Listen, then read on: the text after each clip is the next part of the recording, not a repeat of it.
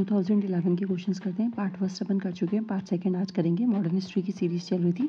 ये Gandhi Irwin pact का यहाँ पे मैंने फोटो लगा रखी है। यहाँ पे वो कौन बैठे हुए हैं, वायसराय लॉर्ड इरविन बैठे हुए हैं और महात्मा गांधी बैठे हुए हैं। ठीक है, तो ये ऐसी लगा दी थी, देख लो यहाँ पे ये पिक्चर अगर थोड़ा सा ध्यान रहे तो ये लॉर्ड इरविन ऐसे देखते थे और महात्मा गांधी यहाँ पे बैठे हुए हैं ऐसे। फिर सेकंड राउंड टेबल के अंदर महात्मा गांधी पार्टिसिपेट करने जाते हैं। अब यहाँ पे देखो, सबसे पहला क्वेश्चन देखते हैं। With reference to the period of the colonial rule in India, home charges formed an important part of the drain of wealth from India. Which of the following funds constituted home charges? अब देखो यहाँ पे home charges की बात करेगा। ये home charges होते क्या थे वो चीज़ देख लेते हैं। और ड्रेन ऑफ वेल्थ की थ्योरी किसने दी थी? सबसे पहले दादा भाई नौरोजी ने दी थी। और इसका क्या कहने का मतलब था कि जो ब्रिटिशर्स हैं वो इंडिया का खून चूस के, यानी पैसा वगैरह चूस के कहाँ पे ले जा रहे हैं? ब्रिटेन के अंदर ले जा रहे हैं यहाँ से। और इसी कॉन्सेप्ट को कहा गया था ड्रेन ऑफ वेल्थ। तो होम चार्जेस क्या होता था कि होते थे जिसका एक्सपेंडिचर ब्रिटेन में करा जाता था सेक्रेटरी ऑफ इंडिया के द्वारा। किसके बिहाफ पे?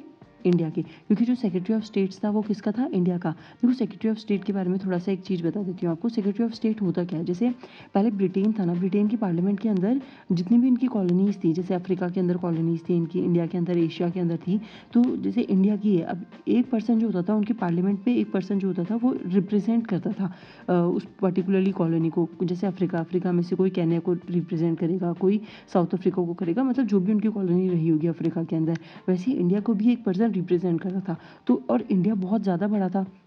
तो आपने ये पढ़ा होगा एक्ट्स के अंदर, जब अपन पढ़ते हैं कि सेक्रेटरी ऑफ स्टेट की स्थापना करी जाती है, उसके अंदर क्या बनाया जाता है? उसके साथ मेंबर्स 15 दिए जाते हैं, बढ़ाए और घटाए जाते हैं ना। तो ये जो सेक्रेटरी ऑफ स्टेट है वो है, तो वो जो खर्चा करता था तो उसका चार्ज वो बोलता था कि मैं इंडिया के लिए खर्चा कर रहा हूँ, मतलब इंडिया की बिहाफ पे खर्चा कर रहा हूँ, तो उसका चार्ज कौन देता था? इंडिया भरता था। और ये खर्चा कहाँ पे होता था? लंदन के अंदर होता था। देखो इसके अंदर क्या क्या है। Funds use to support the Indian office in London. London के अंदर जो इंडिया का ऑफिस था उसके लिए देता था। जैसे वहाँ पे न्यूज़पेपर आ रहे हैं, वहाँ के जो बिल्स हैं, फाइल्स हैं, ऑफिस के अंदर बहुत सारा खर्चा होता है। तो जो इंडिया का ऑफिस था लंदन के अंदर, उसका खर्चा हो रहा था। Funds use to pay salaries and the pension of the British personnel engaged in India. ऐसा पर्सन्स जो ब्रिटिशर्स हैं लेकिन वो इंडिया के अंदर एंगेज है, वहाँ पे नौकरी करते हैं, डायरेक्टली या इनडायरेक्टली उनको सैलरी या पेंशन देने के काम आता था। Dividends on the east India stocks जो ईस्ट इंडिया के लगाए हुए थे कंपनी के, उसके अंदर ये डिविडेंड का काम करता था। इंटरेस्ट करता था। जो जो डेट ले रखा था ईस्ट इंडिया कंपनी वगैरह ने, ये जो डेट ले रखा था कहाँ से? ब्रिटेन के जो बैंक वगैरह से थे, वहाँ से जो इन्होंने कर्जा ले रखा था उसको चुकाने के लिए या फिर उसका इंटरेस्ट पे करने के लिए ये चीज़ यूज़ करी जाती थी। पे करा जाता था members of the Indian military and the civil service when at home.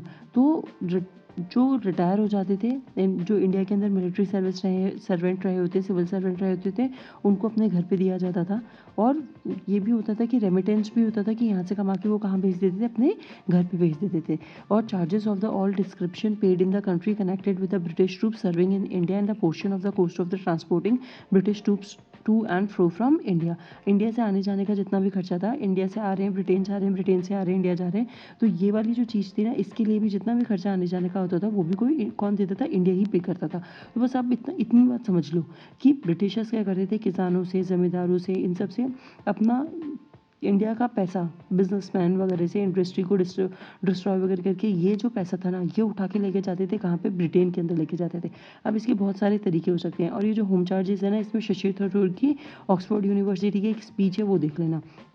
तो उन्होंने बहुत अच्छे से एक्सप्लेन करा है कि ब्रिटेन कितना कर्जदार है इंडिया का। ये देखो, सबसे पहले fund use to support the Indian office in London, ये चीज़ सही है। Fund use to pay salaries and pension of the British personnel engaged in India, ये भी सही है। Funds use for waging war outside India by the Britishers. देखो इसमें से अपन को करेक्ट बताना है। तो ये वाला जो ऑप्शन है ना, कुछ लोग तो कहीं तो ऑप्शन में ये सही दे रखा है, कहीं पे ये गलत दे रखा है, लेकिन मैं इसका रीज़न बताती हूँ। देखो मेरे हिसाब से तो ये 1 2 3 होगा।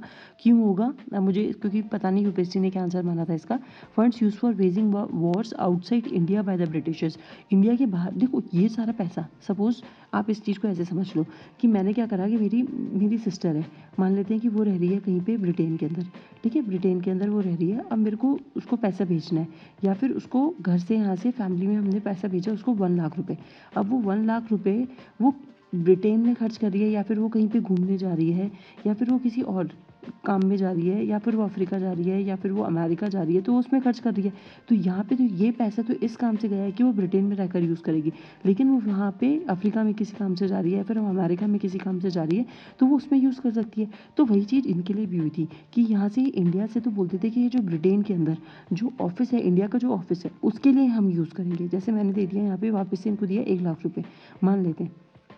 ब्रिटेन में गया है कि वो इंडिया ऑफिस के लिए यूज़ करेंगे, उसके काम के लिए यूज़ करेंगे। अब ये जो 1 लाख रुपए हैं, ये ब्रिटेन का जो ऑफिस है, इसको एक काम पड़ा कि इसको अफ्रीका जाना है, या फिर अफ्रीका में वॉर करनी है।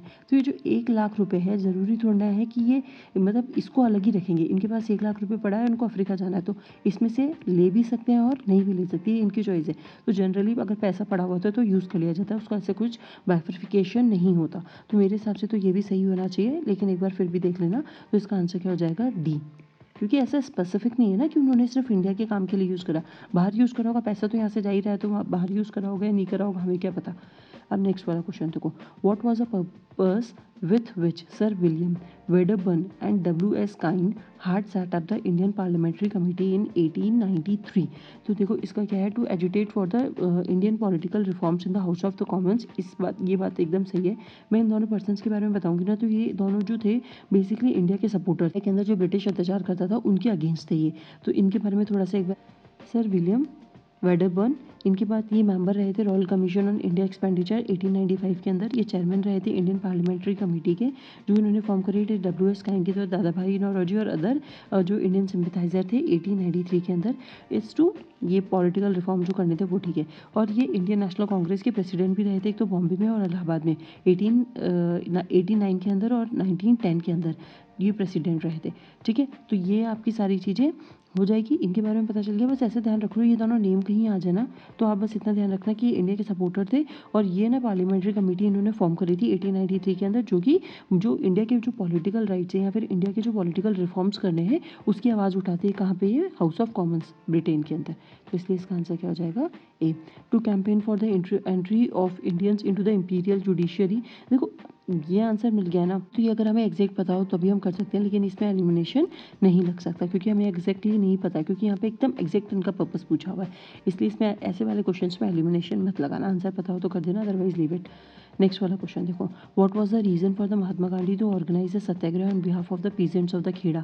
खेड़ा के जो पीजेंट्स थे, महात्मा गांधी ने सत्याग्रह को ऑर्गेनाइज करा था, तो क्यों करा था?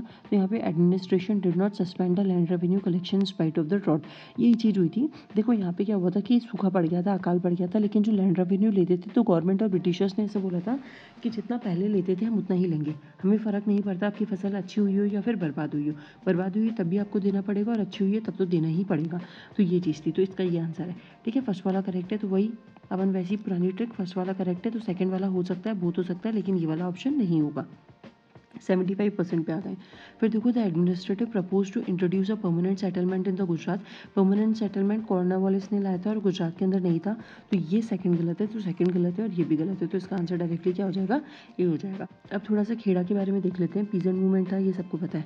ठीक है, मैं थोड़ी सी छोटी मोटी चीज़ें बता देती हूँ एक बार वापस से रिवाइज करने के लिए। खेड़ा पीजेंट मूवमेंट 1918 के अंदर हुआ था। लैंड रेवेन्यू लिया जा रहा था फार्मर्स से जब क्रॉप्स को डैमेज हो गई थी, और वो किसके कारण डैमेज हुई थी? ड्रॉट के कारण। तो गांधी जी जो उस टाइम पे गांधी जी चेयरमैन थे गुजरात पीजेंट कमेटी के। गांधी जी मूवमेंट को फेवर में करने की कोशिश करते हैं, किसके? पीजेंट के। और जो है ना, जो ब्रिटिशर्स होते हैं, स्टॉप कलेक्टिंग लैंड, क्योंकि गांधी जी आ जाते हैं मेन रोल के अंदर, और फिर वो फार्मर्स जो पीजेंट्स होते हैं उनकी बात उठाते हैं, तो जो ब्रिटिशर्स होते हैं वो स्टॉप कर देते हैं कलेक्ट करना। यहाँ पे गांधी जी के सपोर्टर कौन होते हैं? वल्लभ भाई पटेल, शंकरलाल बैंकर, इंदुलाल याग्निक और महादेव देसाई। और ये ज्योतिष ब्राउन ने ये छोड़ो। तो बस इतना ध्यान रखना है कि इसके अंदर, खेड़ा के अंदर अगर आपसे कभी पूछ लिया जाए कौन कौन सपोर्टर थे, जैसे चंपारण में कौन कौन सपोर्टर थे, उस पर क्वेश्चन पूछा गया है जेबी कृपलानी और राजेंद्र प्रसाद पे, तो इसलिए ऐसा खेड़ा के लिए भी पूछ सकते हैं, इसलिए ये नेम याद कर लेना। वल्लभ भाई पटेल, शंकर लाल बैंकर, इंदुलाल याग्निक और महादेव देसाई। तो इसके ये वाला क्वेश्चन हो गया, इसका आंसर हमारे पास फर्स्ट आ गया।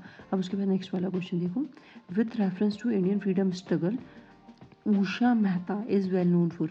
उषा मेहता किसके लिए वेल नोन है? तो मैंने आपको बताया था शायद सारा अली खान की मूवी आई है, पता नहीं, मैंने तो ट्रेलर देखा था, मुझे लग रहा था उन्होंने उषा मेहता पे बनाई है कि अंडरग्राउंड एक्टिविटीज़ पे रिलीज़ हुई है नहीं हुई ये भी नहीं पता मुझे तो अंडरग्राउंड एक्टिविटीज़ पे वो लोग रेडियो पे चलाते थे और ना उसमें कौन भाषण देने आता? मनोहर लोहिया। देखो मैंने यहाँ पे लिखा और जब मैंने आपको 1942 वाला क्विट इंडिया मूवमेंट के बारे में बता रही थी तो मैंने आपको बताया था कि उषा मेहता ने अंडरग्राउंड रेडियो स्टेशन चलाया था और राम मनोहर लोहिया वहाँ पर रेडियो स्टेशन को एड्रेस करने आते थे।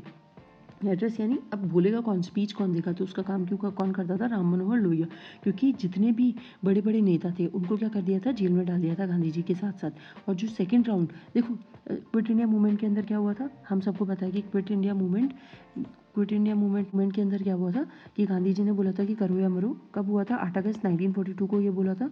फिर उसके बाद 9 अगस्त 1942 को गांधी जी को और टॉप लीडर के साथ साथ अरेस्ट कर लिया गया था जिसे बोला गया था 0 ओवर। और यहाँ पे फिर सेकेंड लाइन के जो लीडर थे गांधी जी ने मूवमेंट को लीड करा था वो लीडर कौन थे? जयप्रकाश नारायण, राम मनोहर लोहिया, उषा मेहता, अरुणा आसिफ अली, मीनू मसानी और अच्युत पटवर्धन। ये सेकेंड लाइन के लीडर थे क्योंकि फर्स्ट लाइन को अरेस्ट कर लिया गया था। अरुणा आसिफ अली पे पहले एक क्वेश्चन आया है जिन्हें भारत रत्न भी मिला था और मैंने ये आपको बात बता रखी है। और उषा मेहता देखो यहाँ पे क्या चलाती थी? रेडियो स्टेशन चलाती थी। अब देखो एक चीज़ मैं आपको बताती हूँ, रेडियो स्टेशन की इतनी ज़्यादा इंपॉर्टेंस क्यों थी? रेडियो स्टेशन कोई बड़ी बात नहीं थी उस टाइम पे, इतनी भी बड़ी बात नहीं थी, बड़ी बात तो थी, इतनी भी बड़ी बात नहीं थी क्योंकि लेकिन उस टाइम पे क्या होता है कि जितने भी, क्योंकि 1942 का टाइम है और वॉर चल रही है, सेकेंड वर्ल्ड वॉर चल रही है, ब्रिटिशर्स वैसे ही परेशान हो रखे हैं वहाँ पर। तो वहाँ पे क्या होता है कि ब्रिटिशर्स बहुत ज़्यादा जोश में थे, मतलब जोश में थे, बहुत स्ट्रिक्ट एक्शन लेने को तैयार थे। तो उस टाइम पे अंडरग्राउंड एक्टिविटीज़ चलाना और ऐसा मत समझो जैसे एफएम रेडियो चलता है तो एफएम रेडियो ना, माय एफएम जो होता है जैसे वो बहुत सारी सिटीज़ में एक साथ भी चल सकता है। तो ये कहाँ पे इस्टेब्लिश्ड हुआ था? महाराष्ट्र, बॉम्बे, बंगाल, यहाँ पे पब्लिश, मतलब इनके जो भाषण वगैरह होते थे यहाँ पे अंडरग्राउंड एक्टिविटी करके यहाँ पे स्टेशन लगा के बात रेडियो पे आप सुन सकते थे इनको। मतलब इन्होंने अपना नेटवर्क को इतना अच्छा स्ट्रॉन्ग बनाया था उस टाइम पे। छोटे छोटे काम करके इन्होंने इस मूवमेंट को बहुत ज़्यादा बड़ा बना दिया था। तो इसलिए कह सकते हैं कि उषा मेहता किस लिए जा रही थी? Running the secret Congress radio in the wake of the quit India movement. तो उसका आंसर क्या हो जाएगा? ए। सेकेंड राउंड टेबल कॉन्फ्रेंस में गांधी जी ने पार्ट लिया था तो ये गलत है। Leading a contingent of the Indian, ये भी गलत है, ये भी गलत है। तो इसके अंदर ये तीनों गलत है, इसका आंसर क्या हो जाएगा? Option A. वीडियो को यहीं ख़त्म करते हैं। नेक्स्ट ईयर के क्वेश्चंस के साथ वहीं पे मिलूंगी मैं आपको नेक्स्ट वीडियो के अंदर।